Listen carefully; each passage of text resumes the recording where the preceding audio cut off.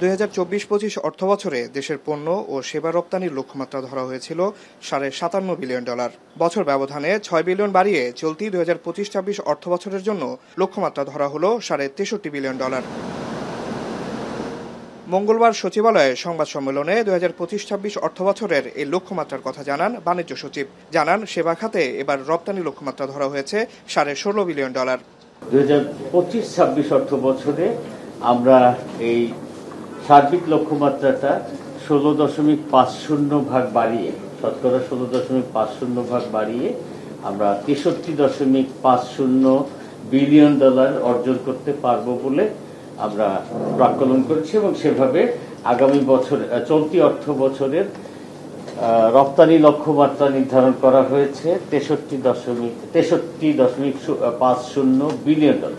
দেশীয় বিদ্যমান সংকটগুলো নিরসনের সহায়তা পেলে পোশাক খাতের রপ্তানি লক্ষ্যমাত্রা অর্জন সম্ভব বলে মত দেন বিজিএমইএ ও বিকেএমইএ এর প্রতিনিধিরা। দেশীয় পর্যায়ে বেশ কিছু সংকট আমাদের প্রতিনিয়ত মোকাবেলা করতে হয়। সেই সংকটগুলি যদি ওনারা অ্যাড্রেস করেন তাহলে আমি খুব নিশ্চিন্তে বলতে পারি এর চেয়ে বেশি আমরা করতে পারবো ইনশাআল্লাহ। সংবাদ সম্মেলনে সাংবাদিকদের প্রশ্নের জবাবে বাণিজ্য উপদেষ্টা জানান, বাণিজ্য ঘাটতি কমাতে যুক্তরাষ্ট্রের আরোপিত শুল্ক আরো কমার ব্যাপারে আশাবাদী সরকার।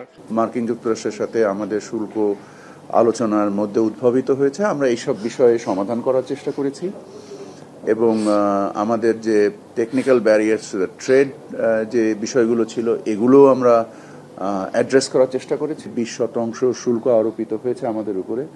আমাদের 15% বা তার থেকে কম করার প্রচেষ্টায় আমরা বাণিজ্য মন্ত্রণালয় সহ সকল মন্ত্রণালয়ের যে সম্মিলিত প্রয়াস সেটা এখনো জারি আছে।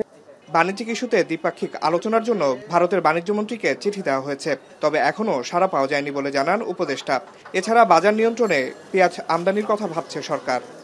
আমাদের দপ্তর থেকে ভারতের বাণিজ্য মন্ত্রীকে আমরা একটা চিঠি দিয়েছি একটা দ্বিপাক্ষিক আলোচনার উদ্দেশ্যে। আমরা এখনো কোনো জবাব পাইনি ওনাদের কাছ থেকে।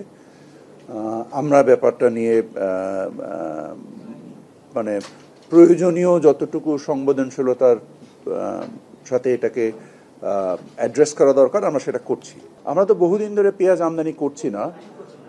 এক নাম্বার, আমাদের মাশাআল্লাহ আমাদের স্থানীয় উৎপাদন যথেষ্ট ভালো, তবে আমরা হয়তো বা কিছু পেঁয়াজ এই মুহূর্তে আবার আমদানি করার চিন্তা করছি এবং সেক্ষেত্রে আমি কোনো সমস্যা দেখছি না। আন্তর্জাতিক বাজারে পাম অয়েলের দাম কমায় দেশে প্রতি লিটারে পাম অয়েলের দাম 19 টাকা কমানো হয়েছে বলেও জানানো হয় এ সংবাদ সম্মেলন থেকে। আসিফ ইকবাল খান, এখন, ঢাকা।